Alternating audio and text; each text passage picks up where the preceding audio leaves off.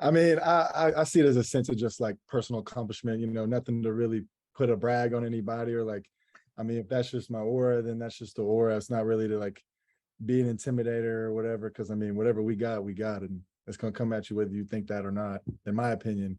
But I say that in humbleness, but I mean, whoever wants to step into that role, man, I mean, I think it'll come down. Definitely. And it's the hand that God dealt me. So, everybody's different and playing, but I never really let that limit me personally because I see it as like, PT, Logan, they're all great guys, great athletes. And I see it as if they can do it, I can too, regardless to the measurements and stuff. I think it's all mental and, how much passion in your heart you got for this game and, how much you're willing to work for it. So that's really just how I see it in that sense. Yeah, once I was blessed with the captain role, it kind of just, it's almost like it kind of happened naturally, like with the C on your chest, you have a bigger role and it's more than just about you. You have to get guys going. You have to bring the unit along with you, whether it's physically or mentally. Like, it's on you to be the order group to set the tone. And that's just something I've embraced. And now that you got to keep it going. Thanks, James. We'll send it over to Chris Baldwin. Chris. Hey, Derek, have you always, been this much into, powerlifting and weightlifting? And when did you sort of know that could help give you an edge? Honestly, I took it serious. I started taking it real serious my sophomore year of high school, just because anything before that, I had no knowledge of it. I was ignorant to the fact.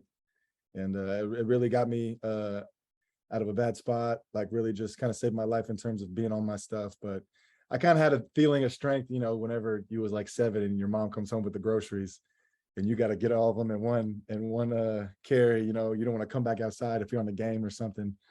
So I kind of seen that as like, oh, you're 7 carrying like 10 bags of groceries, I agree with that 100%, man. He is the captain of our defense. He gets the guys going. He is I guess the walls and the guy who holds the rope to keep everybody together, all 11. And, as a D lineman, it's great trust. And I love that he's back behind us, getting us right, getting us aligned. And it's just something you got to appreciate because not every team's got that. And we're blessed to have him, honestly. Thank you. Thanks, Mark. We'll send it over to Joseph Duarte. Before I ask my serious question, Derek, what's your personal record on grocery bags? Oh man, I think is it the 10? The 10 with two gallon milk jugs, eggs, bread, and think about that though. You got some heavy stuff and you got some delicate stuff. So you got to be mentally locked when you grab them all. Plus, you have a twin brother, right? So I mean, I'm sure that was it. You had to kind of go back and forth on who was going to grab what. Oh, right, yeah, definitely. Well, I mean, I was always the one trying to go in and get it out. He was kind of like, oh man, I don't want to do it, but it's like, no, we do it in one trip. We ain't got to come back out of here. Well, so. The serious question I want to ask: was there a big decision for you in the off season in terms of whether to use that year or not, or had your mind set pretty much? It was really a mental battle because I had that hip surgery, and my plan was to come out after that season, but God had kind of set me on another trail. I needed to get surgery, and that loss in a championship kind of set a bad taste in my mouth. So, I think it was right to come back for another ride with my boys. Oh man, he's came a long way. His growth, his mentality, his physicality, man.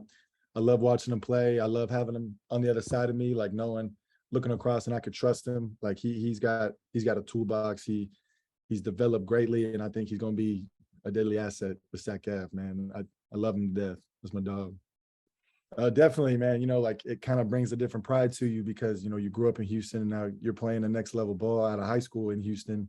And, it kind of embraces you to have more passion about the city. You want to do more for the city and, bring one home for the city. So each and every day I'm trying to embrace that and just take the wholehearted love of the city and just put it on the field. And I'm trying to bring the whole group together with that same motive. Do people, come up and, talk to you more than they have in the past? Do you get recognized more? And is there more of those kind of interactions? Are you talking in the sense of like the team or just outside?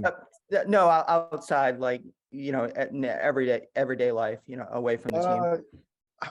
I really haven't really noticed it. I mean, yeah, on like, I guess a subtle level, but I mean, I'm not really out there looking for it. I mean, we're just playing Mhm. ball and enjoying it and getting better, man. Just loving it all.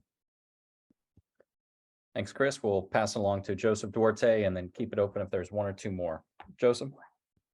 Derek, DA says you guys go at it each day in terms of sacks. I mean, I guess that's like the topic of conversation.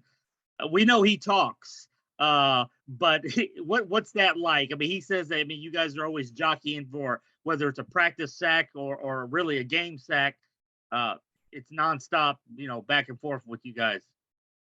I mean, yeah, he talks a lot, and everybody's got different auras to themselves, like more humble or talking, but you got to give him respect. He backs it up, and he really brings that aura alive. Like he brings, the competition with no animosity within the room, because I'm gonna get more sacks. Now I'm gonna get more sacks, and then it kind of raises your game because like, all right, if we're talking about it, we got to be about it. So, he's really that good personality within the room, and just it brings everybody up. Yeah, most definitely. And like I'm one of those guys, wherever the team needs me most, I'm gonna do it. I'm gonna do as much as I can to help the team win.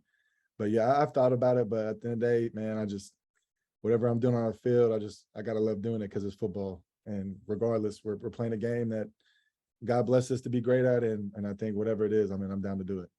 Gotcha.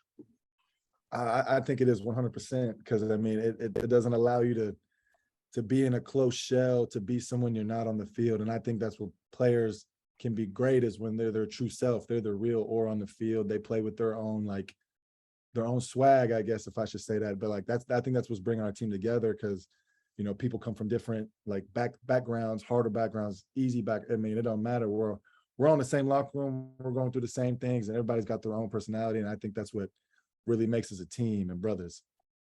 Oh, I mean, yeah, I guess before that morning, I didn't even know there was a freak list. So to find out to be on that, it was humbling and honoring, but I guess no cockiness, but I thought I want to be higher on that. But it was real honor to be on that, because I didn't know about that. So that's really cool to be a part of a selective group. So just real blessed.